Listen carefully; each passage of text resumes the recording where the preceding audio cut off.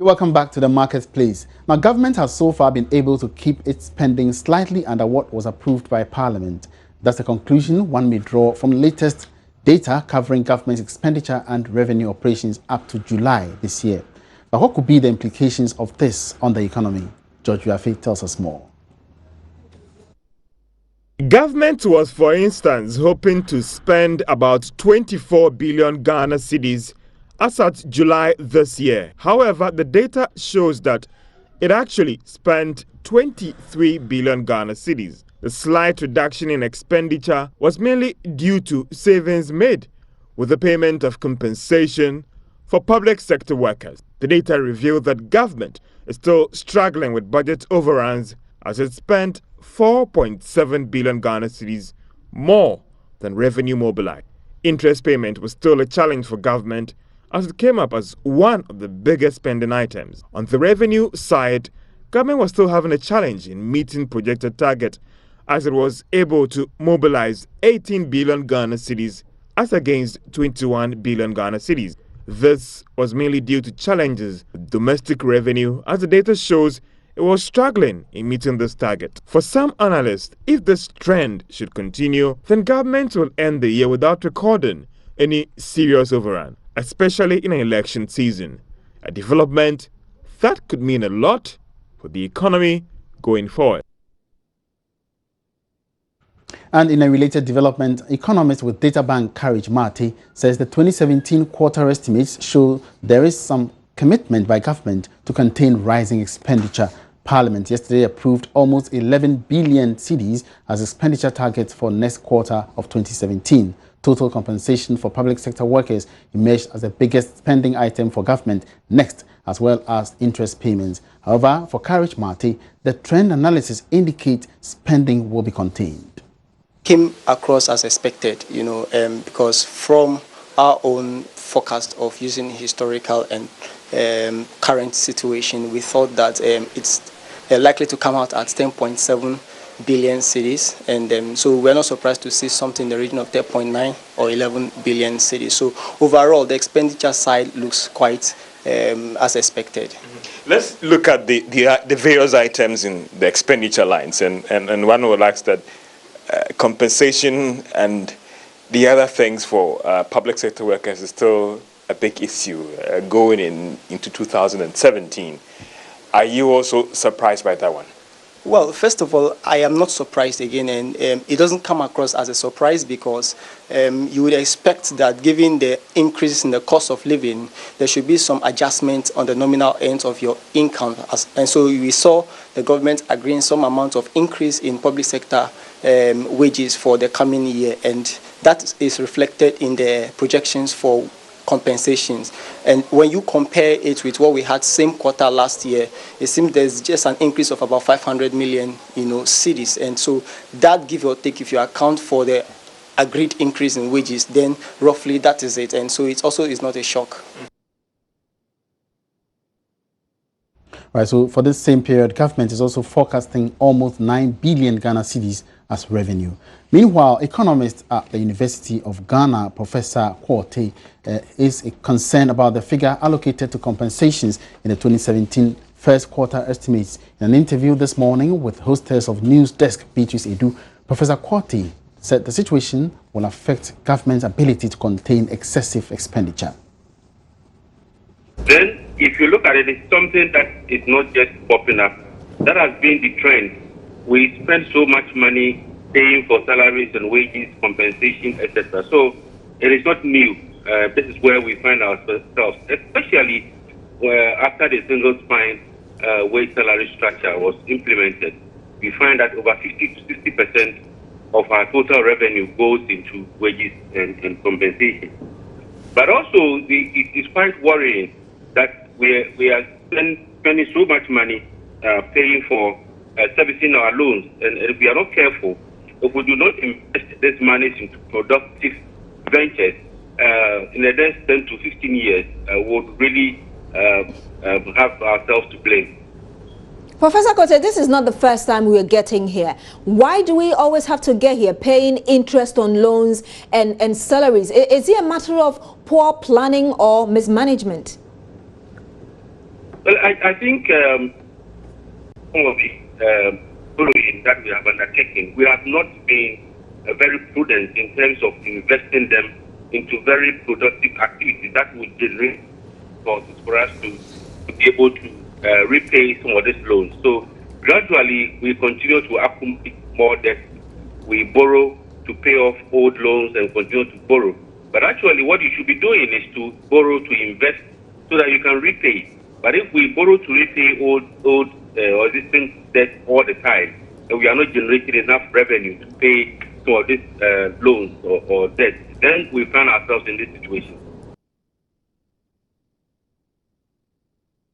Away from the budget, Accra City Hotel has been adjudged the best hotel in the Greater Accra region. This was at this year's edition of the Regional Tourism Awards last night under the theme Advancing the Gains of Tourism Through Quality Service Delivery. The event, organized by the Ghana Tourism Authority, was aimed at giving recognition to tourism industry players that excelled in service delivery for the year 2015. Here's Ebenezer Sabute's report. Celebrating a milestone of 28 years of great achievement in the hotel industry in Ghana, 1988 to 2016. And this goes to Accra City Hotel, formerly And that was how Accra City Hotel was declared the best hotel in the Greater Accra region. It is a 4-star hotel. Holiday Inn also emerged the best 3-star hotel, and Airport View Hotel the best 2-star hotel. According to the sales manager of Airport View Hotel, Janet Otu, the award should spur them on to greater heights. It's actually a great opportunity for us. It's a big challenge thrown to us to also pursue and make sure that our clients are happy to achieve the next step, which is the 3-star hotel. So once we get to the 3-star hotel, we hope to also win awards in the 3-star category. But what are you doing to achieve this aim? We are making sure our clients are happy. We are giving them the best of services. We are going beyond their expectation, and we give them value for money. Aside from hotels, players in other subsectors of the industry were recognized. Papaya emerged best catering facility, whilst KFC won Visibility Brand of the Year. Eurostar was also adjudged best car rental company, and Sunseeker Store the tour operator of the year. Paris Hotel, located at Hacho, received the best hotel facility in the region. Perry Jones Arthur, managing director of the facility, spoke with Joy Business about Ghana's tourism industry and what the award means to his outfit. It's a lot because we've put in a lot of hard work. The tourism industry in Ghana, they are really grown. For the past, I'd say 5 years, they are doing a wonderful job. This award also will motivate some of us to push harder and work harder for Ghana to grow. All right, so we say kudos to all award winners. Moving on, organizers of Transcend 2016 conference will be looking at helping young entrepreneurs craft solutions to contemporary entrepreneurial problems by exploiting available service industries. Reports. Our goal is to provide the necessary incentive and opportunities for young people to harness their energy, creativity, and linked entrepreneurship skills. Now, the theme for this event is Define Entrepreneurial Gravity. Now, gravity in this context, in the context of entrepreneurship, refers to those automatic mind patterns that are inhibitive of delving into entrepreneurship. Now, you find that we are raised in a society whereby we're so intolerant to taking risks, to failing. A child does something wrong, he or she's been chided or scolded, and the next time when he or she wants to exercise his initiative in taking a particular decision, those trainings and convictions begins to kick in, and then he gets this withdrawal syndrome. So in essence, what we're trying to do with this project is to help point our young people to the right direction and start exposing them to various entrepreneurial icons that will help them fan the flame of wanting to create something new, of being innovative within them. All right, so speakers for the Transcend Conference will include Letitia Brown, Investor Relations Expert with Ghana Angel Investors Network, Israela Kafui Mansa, founder and CEO of Mansuki Ghana Limited, and Kweku Sinti Misa, CEO of Safa Ghana Limited. Moving on, women who need guidance in their various careers can now look forward to a great opportunity to do so. Non-profit civil society and career guidance organization Springboard is focusing on women at this stage. This was revealed at the launch of the 2017 Springboard Road Show. Albert Okran is the executive director of the Springboard Show. For some time now, we realized that we have a 70-30 matrix. 70-71% men, 30-29% women attending our events. And we've, for some years now, deliberately increased female participation in our quest to achieve 50-50 equity between men and women.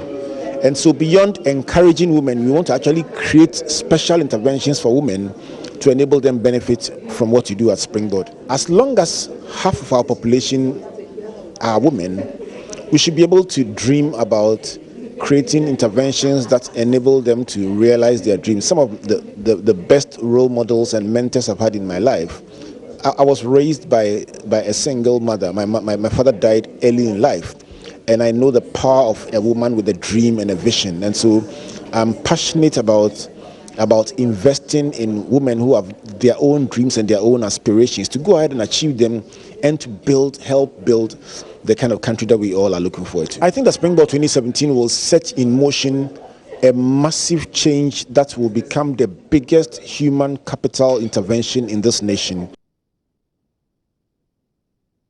Moving on, the 1 million metric ton targeted cocoa output continues to elude the country because the sector is persistently saddled with some challenges. One of these setbacks is the poor state of road networks linking cocoa growing areas and marketing centers for onward export. The Ghana Cocoa Board has embarked on a 5-year program to upgrade some of these roads to boost development in the sector.